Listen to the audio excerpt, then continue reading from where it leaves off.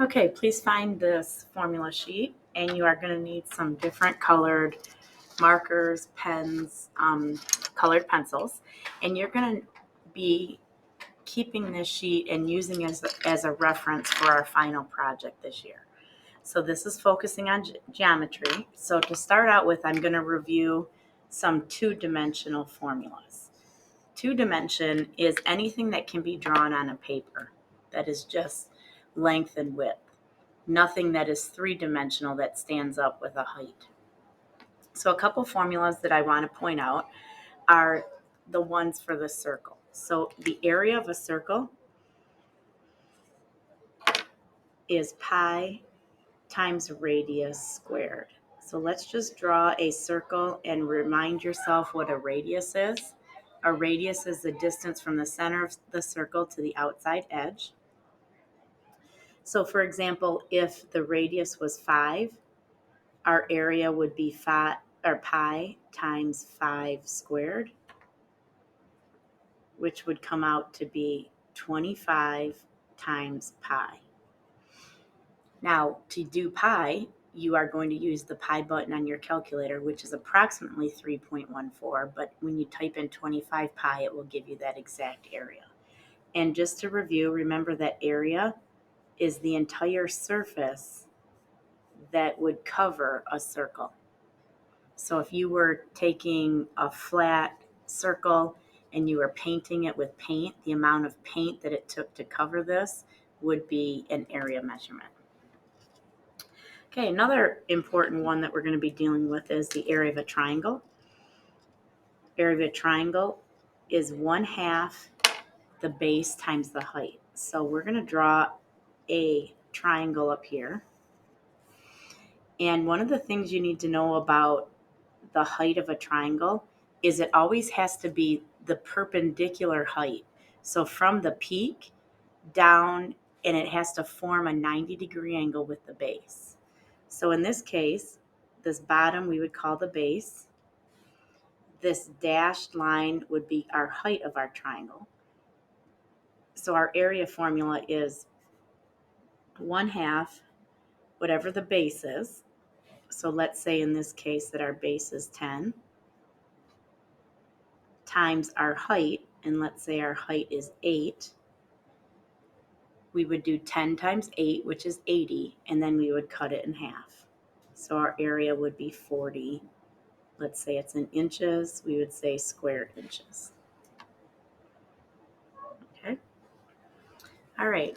Area of a rectangle you should be very familiar with. Area of a rectangle is just the base times the height, otherwise known as length times width. Parallelograms look like this. Two sets of opposite parallel sides. And with a parallelogram, you have to, again, do the perpendicular height. So it would be the base, which is this length, times the height, which is that perpendicular height. Okay. And then later on, the very end of this unit, you may have to do the circumference. And the circumference of a circle is a measurement of the distance all the way around the circle. So when we talk about circumference, we are measuring the distance around the outside edge. And to figure that out, we do pi times the diameter, and the diameter is all the way across. Okay, so those are all formulas that you may need to use as you progress through this project, but we're going to focus today on just a few of these volume formulas. So volume introduces a third dimension of height. And when we talk about volume, we're talking about capacity, like how much space could fit inside this box. So when we talk about volume, when we use a lowercase b, that means the base of a two-dimensional shape. So for instance, the base of this triangle would be this bottom measurement. That's a lowercase b. But in our formulas, when we have a big B, that represents the area of the base. So let's take a look at this rectangular prism.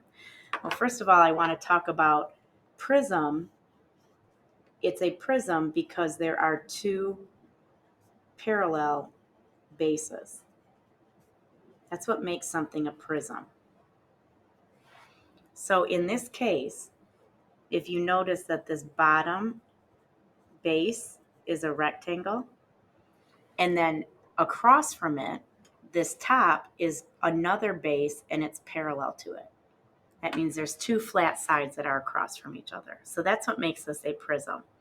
So all of our prism formulas follow the same method. You always do big B, which is the area of this base, times the height, which is this measurement. Okay, so with a colored pencil, we're going to color in the area of the base. And what you look at is you look at what the shape of this is. Well, this base is a rectangle. So the area of a rectangle is length times width. So the area of the base is length times width times the height, which is h. Okay. So in an example like this, we need to visualize that our base here is a square. So the area of our base is 25 centimeters squared.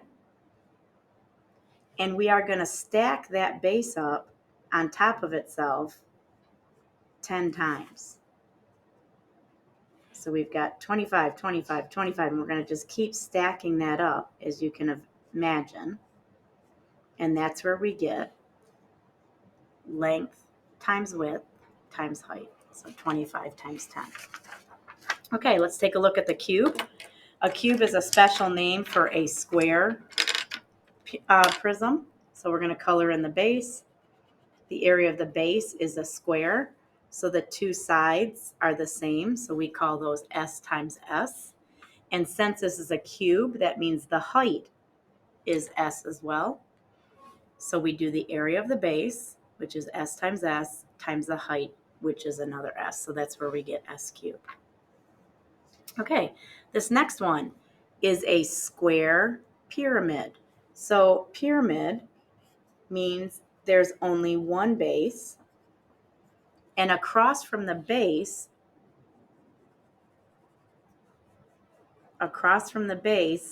the other edges all come to a point. Okay, so if you look at this object, we've got a square at the bottom, then all of these edges come straight up to a single point. That's what makes it a pyramid. So our formula here is we take the area of our base. Well, in this case, our base is a square or a rectangle. So our base is length times width of this bottom. Now our height of a pyramid is if we were to drill a hole from the top of our pyramid straight down to the middle of the base so that it hits it at a 90-degree angle. That's going to be our height. Okay, so it's very similar to this prism, length times width times height, but because it's coming to a single point, we are losing a significant amount of the volume, and we are losing 2/3 of it. That's why we have to divide it by 3. Okay, so make sure that you do the area of the base, which is length times width times the height, then you divide it by 3. Okay, the next one is the volume of a cylinder. A cylinder is a circular prism. So as you can see, the base area is a circle. So to figure out this area of the base, we do the area of a circle, which we learned up here is pi r squared. So we're going to do pi r squared times however tall it is. So our formula is the area of the base, pi r squared times the height. So volume equals pi r squared times the height. Okay, I'm going to go up here and rewrite this one. Our volume here is going to be 1/3 length times width times height. The one up here would be volume is length times width times height. And you can always use the same idea that we always are taking the area of our base first, and then we're multiplying it by however high we have to stack it up. Okay, and the very last one is a cone. A cone is a circular pyramid. So we've got the area of our base, which again is a circle. Then our height of the cone goes straight down through the top of the cone, perpendicular to the base. So it's the area of the circle times the height and then divided by 3. So if we write this out, we do 1/3. Capital B means the area of this base, which is pi r squared, times our height. Okay, so all of these formulas you are going to be working with for this project. So what I'd like you to do is to make sure that it is taped into your notebook. We're going to come back and do surface area as well, but it's something that you're going to need to reference for your final project.